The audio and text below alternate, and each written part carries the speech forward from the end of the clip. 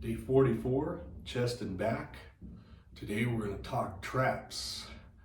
I already shared with you guys my special trap workout doing barbell shrugs from behind, which I feel is important to producing a good set of traps, because you got to keep in mind, right?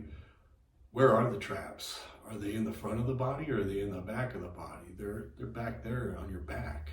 So in order to sufficiently hit them, that behind the back dumbbell shrug is very important to add into your routine. So I highly recommend adding those. Today, I'm going to talk about a more basic one, which is dumbbell shrugs. I think if I had to pick one of all the trap workouts that I do, there's three that I vary through. I have barbell shrugs, dumbbell shrugs, and the behind the back barbell shrugs. So if I had to pick one, they say you can only pick one and only do that one for the rest of your life, I'd probably do the dumbbell shrugs. I think those are the most sufficient because you're really able to get the stretch at the bottom and the contraction at the top, and you're able to use a pretty moderate amount of weight. I'm not going to say heavy because I don't want people to go hurting themselves, but you could really use some moderate weight. Now, the thing about dumbbells that you're going to learn as opposed to a barbell is dumbbells give you the freedom of movement. A barbell isolates things more and keeps your arms at a fixed position. Dumbbells, whether it be for chest, like chest presses as opposed to bench press, or barbell shrugs over dumbbell shrugs, the dumbbells are going to win every time because it gives you the ability to freely move and really pinpoint the muscle you're trying to work. Although I don't favor dumbbell presses because of the fact I've explained to you before. I don't like the fact of getting them up and then putting them back down as a hassle to me. I like barbells where you just set it back down. But I will tell you that a dumbbell movement is more sufficient for building the chest because, just like in the shrugs, you're going to see it gives you the ability to have the freedom of movement to really place your hands and your arms where they need to be to isolate the muscle. So you're going to see when I do my dumbbell shrugs today, I actually rest the dumbbells in between my legs. I let them rest on my legs. I slightly lean forward. I stretch real good at the bottom, and then you just bring the elbows up in the back as they roll up my legs until you hit that top part, and you can contract or you can leave constant tension. That's on you. That's the sufficient way to do a dumbbell shrugs, which I feel are more effective than a barbell.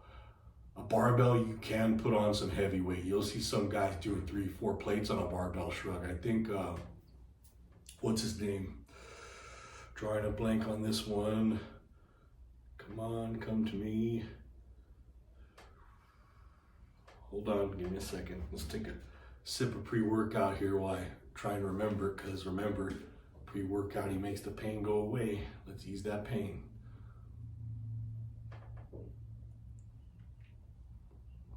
This stuff must be magical because it just came to me. Kevin Levrone, man, he was doing like 4 plates on each side for a shrug. I'm like thinking, my God, one wrong move on that, it's over.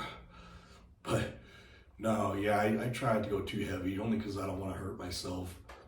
But yeah, the dumbbells give you freedom of movement as opposed to a barbell. A barbell, your arms are more in a fixed position. You don't have as much freedom to put them where they need to be to isolate the muscles. So I prefer barbell, but like I said, just because I prefer that one doesn't mean I only do that one. I still rotate down the line to sufficiently hit the traps. There's another good workout for traps that I don't do, but I could, which is upright rows. Upright rows in a different position. I do them for shoulders. I do them for side delts. There's a way to lean into it a little bit to activate the traps, which is a really good way. I used to do them at home when I was limited and had to get creative. I would do both. Actually, back then I didn't do them for shoulders. I did them only for traps, which you kind of It's kind of like a compound movement. You're hitting both, but depending on the position of your back, it's going to determine which part it isolates more. When I do them for shoulders, for side delts, and I keep my body straight up and down, you hit nothing but those side delts and, a little bit of forearm. So, but there's, maybe I'll show you guys anyways, the difference between the two. So in case you wanted to do upright barbell rows for traps as opposed to side delts, I could show you how that's done. So we'll do that on another one. We'll do that on a shoulder segment, okay? Yeah, that's about it. I'm not gonna get too much into detail. Just watch in the video, in the content, watch how I do them. Watch how I stretch at the bottom and you come up to the top. And let's just have some fun. I'm enjoying myself. I'm a little tired today, I'm not gonna lie. I had a few beers last night, so but you know what? That's not too crippling. I had to enjoy myself. Life gets to be a little tense, a little stressful sometimes. You need a drink sometimes to ease the pain, I guess you could say, and kind of escape from reality. So me and my beautiful wife had drinks until I passed out in my chair with my neck all crooked. She woke me up to go to bed, so I'm hurting a little bit today, but the pre-workout will get me through it. It's not over. I'm not gonna have a hiccup in the series because I decided to have a few beers last night and celebrate the new year.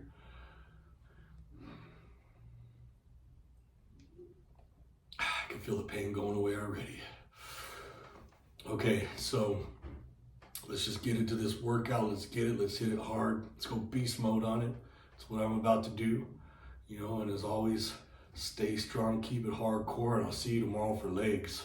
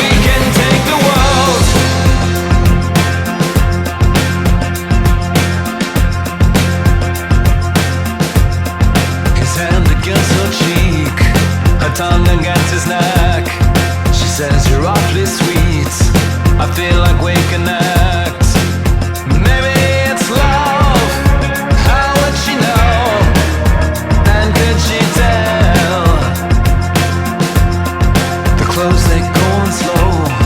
She thinks of what to say.